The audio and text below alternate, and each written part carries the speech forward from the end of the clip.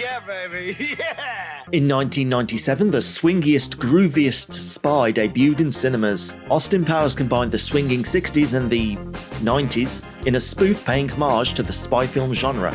The film became a huge success, spawning an eventual trilogy and our favourite licensed products, video games. You perhaps haven't heard of them, but they exist, and it's our mission to take a look at all of them, even the ones that never got released. Time to get back into the swing of things, because it's a Video Game Odyssey 4, Austin Powers.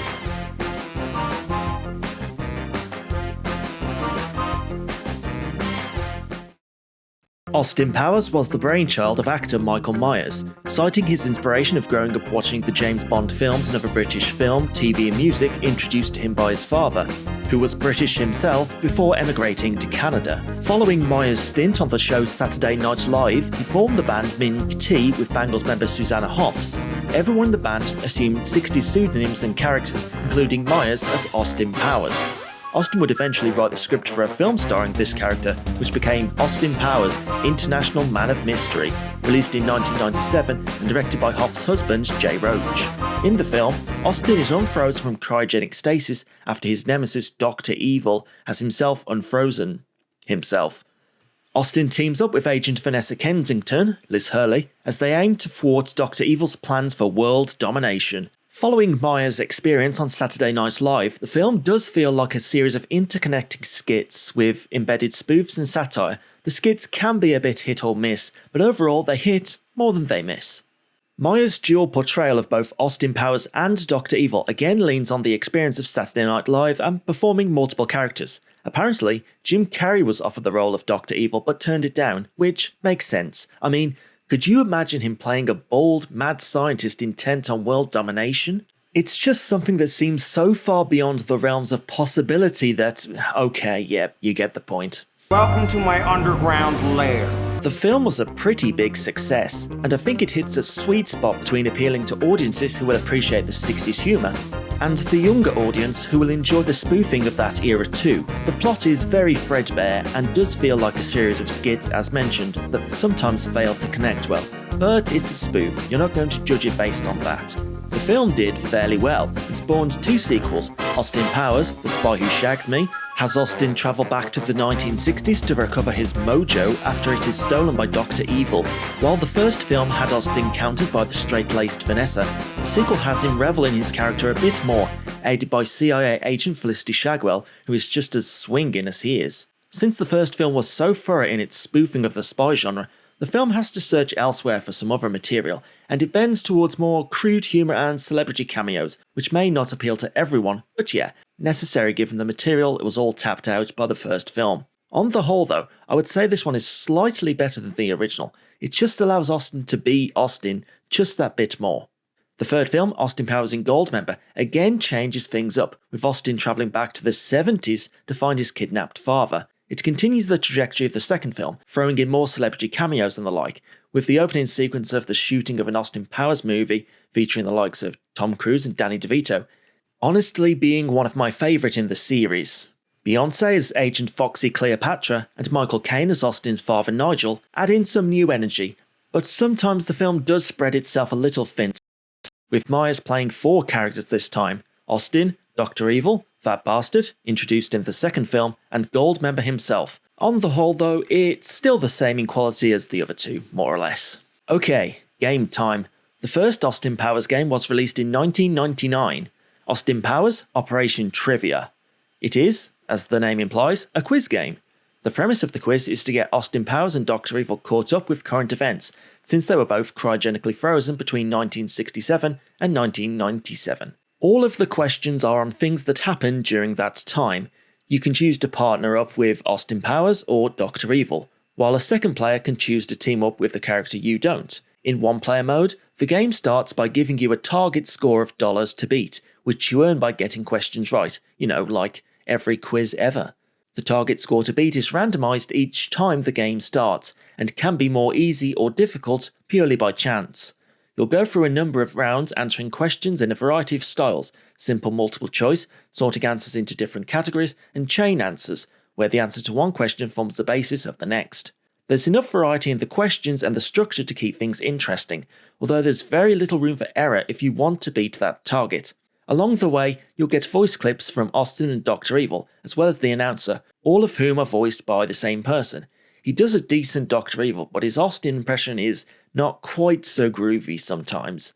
Alright, my team's going to buzz in with the letter Q, as in quick shag. My main issue with this game is that I'm not really sure who it's aimed at. As mentioned, the questions centre around the years 1967 and 1997, and vary across a wide range of real-world events, media and the like, and I was getting a lot of these. Also, I think the questions are more US-centric too. I mean, how am I, as a British person, supposed to know the cast members of Little House on the Prairie?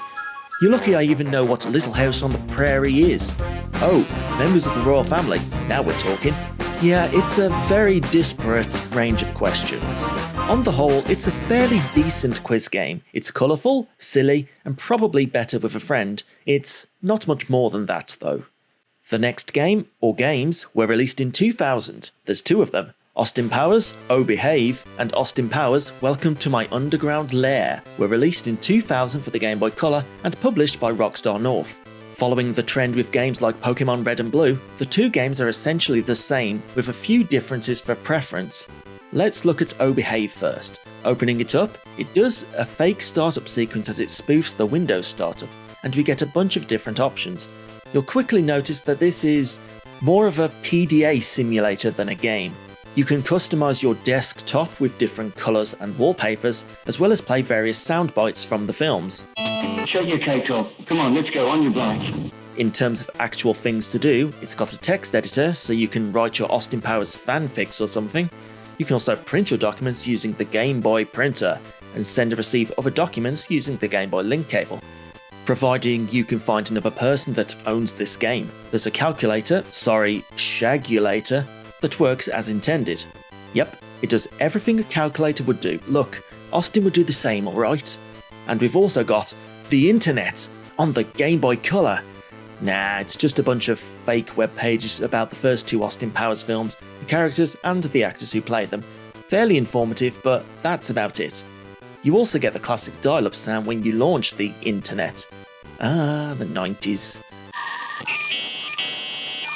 But wait, there's more. There's actual games to play as well. Free, in fact. We've got Domination, which is just the classic game Othello, which you can play with 1 or 2 players. Next is Rock, Paper, Scissors, or Throw Me a Frickin' Stone, which incorporates all the fun of Rock, Paper, Scissors and allows you to choose which villain from the series you want to face off against. Finally, we have what you might call the main game, Mojo Maze. It's just Pac-Man. You control Austin as you collect all the mail symbols in the map before proceeding to the next one, collecting Mojo pills to be able to destroy the enemies for a short time. It's what you'd expect. With 3 different stages, you can probably waste about 30 minutes on this, and that's it. It's not terribly exciting, is it? Welcome to My Underground Lair is almost identical, just with different desktop themes, colours and sound effects. $100 billion!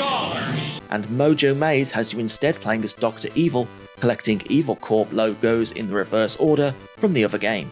These barely qualify as video games. I get that they're following the spoof nature of the franchise by spoofing a desktop software, but there's barely anything to do in this. You get through everything in here in less than an hour, and there's barely any gameplay. I'm also not entirely sure who this is aimed at. If you wanted an actual PDA to write notes on and such, you're probably old enough to just buy one. If you're a younger person who wants to play an actual game on their Game Boy Color, this isn't really going to cut it, because there's barely any gameplay, and you're not going to enjoy the intricacies of spoofing a computer desktop. I can't imagine paying full price for these games and not feeling ripped off. To top it all off, if you switch off your Game Boy without properly going into options and selecting turn off, just like your Windows 95 PC, the next time you boot it up, the game will tell you it was not shut down properly, and you'll have to go through a bunch of checking for errors screens before you can play the game again. I guess that's what it's trying to spoof, but this is just annoying. Well, it's not that much of a problem, I suppose, as once you switch this game off once, you'll never actually want to switch it on again. Now, I'd like to say this is the end for the Austin Powers games on the Game Boy Color, and it kind of is, But there were 2 more unreleased Austin Powers games that were almost exactly the same thing. Austin Powers, Yeah Baby Yeah, and Austin Powers, Why Make Millions are only unreleased prototypes that surfaced in 2019, but they're almost as full of features as released versions, which is not much of an accomplishment really. Yeah Baby Yeah is based on the theme of Felicity Shagwell and has the document's editor and calculator, and interestingly, a trading function not in the released version. Just what you were actually supposed to be able to trade is a mystery to me. Also missing is the internet and rock, paper, scissors, although the domination game is still here, with your opponent being Frau Fabicina this time around. The most interesting aspect about this prototype is that it actually has a unique game. No more Mojo maze. In International Motorist of Mystery, you play as Felicity Shagwell in her car, driving in a top-down view and collecting free items per level, while avoiding Dr. Evil's forces. It's somewhat reminiscent of the first 2 Grand Theft Auto games. Perhaps this is not coincidental, as the game was developed by the same people and then named Tarantula Studios and published by Rockstar Games. It again though is very basic and short, and after 5 levels you're out of gameplay again. Why Make Millions has the same content as Yeah Baby Yeah, but with the theme of Dr. Evil's henchmen instead. The game in this one is Thrust the Two of Us, because Dr. Evil did that Just the Two of Us song with Mini-Me in the second film. Hilarious. Anyway, in this game you control Dr. Evil on his jetpack as you fly the skies over London, collecting red gems for some reason. Honestly, I couldn't work out what the objective was here. I collected all the red gems, tried to use the exit, hit all the switches, but nothing really worked, so I'm guessing this is just unfinished. The controls in this game are abhorrent too, as Dr. Evil will just spin around hopelessly and collide into every conceivable object along the way. I can see why these 2 prototypes weren't released, but I can't see why they were developed in the first place. Why would you possibly need 4 versions of the same game? Okay, moving on. The next game came in 2002, and it's Austin Powers Pinball. Yep, Pinball, released on PC and Sony PlayStation. The game gives you a choice to relive either Austin Powers, International Man of Mystery, or Austin Powers, The Spy Who Shagged Me, with their respective pinball tables. Each table has you somewhat reenacting the plots of the film, as you shoot your ball around the table, racking up points, and activating missions to rack up more points, and yeah, it's pinball. There's not much more to it. The big problem with this game is the physics are not great, and the game often does a terrible job of following the ball, and it will fall to the bottom before you can see it do so. The game has a few sound clips from the films and some little animations on the fake LCD screen, but the experience fails to have any appropriate music or anything to really make it a groovy experience. Even just as a pinball game, it doesn't really provide much fun or an authentic simulation. That's not the end of Austin Powers Pinball though, as another game of the same name was released for Palm operating systems in 2002. Palm OS is the operating system which you would usually find on PDAs. Those things some people had before mobile phones did everything. An actual PDA as well, not those fake Game Boy Color games.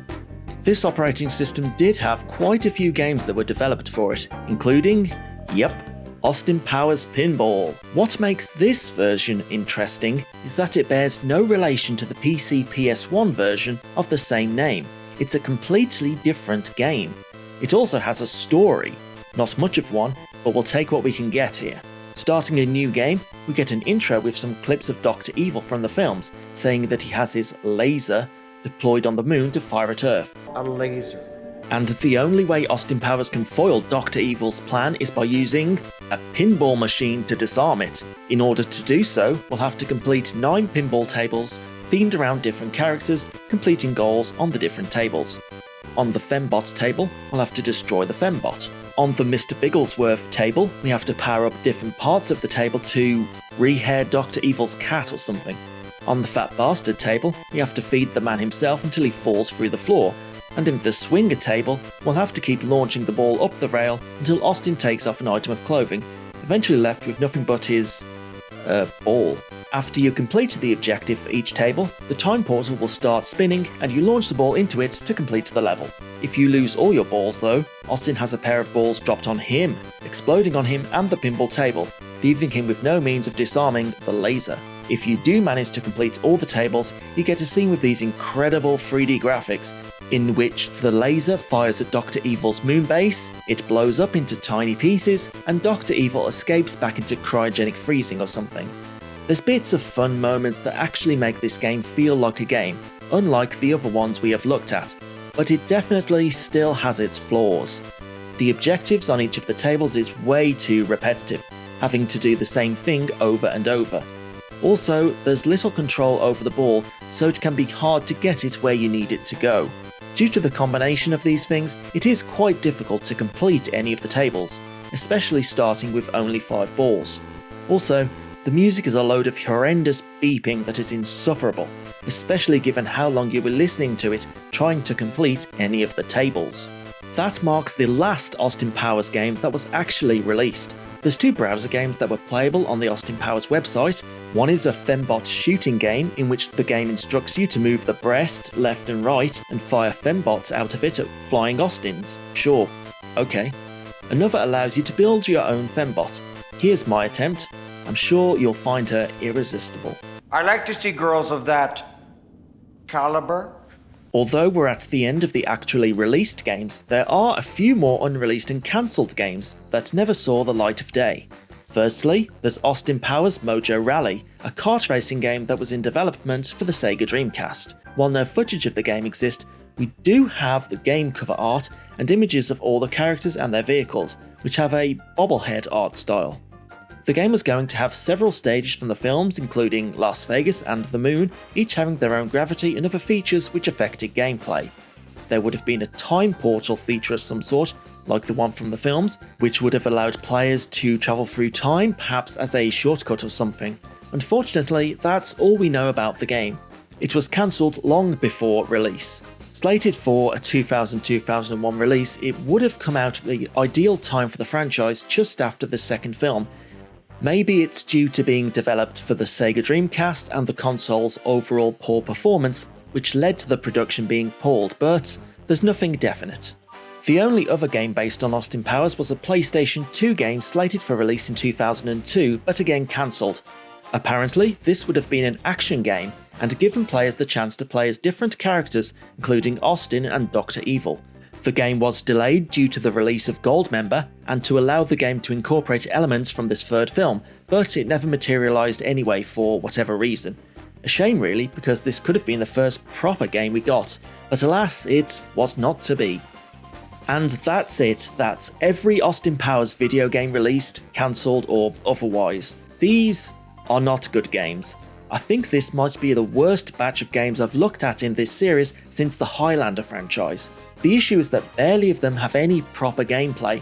Operation Trivia is a fun little quiz game, but I'm not sure who it's aimed at with regards to the questions, and there's not much else to it. The Game Boy Color games are, again, not really games, and their spoofy operating system shtick quickly wears thin. The PC PS1 pinball game is a very standard pinball game, with little fun to be had thanks to the very poor physics and handling.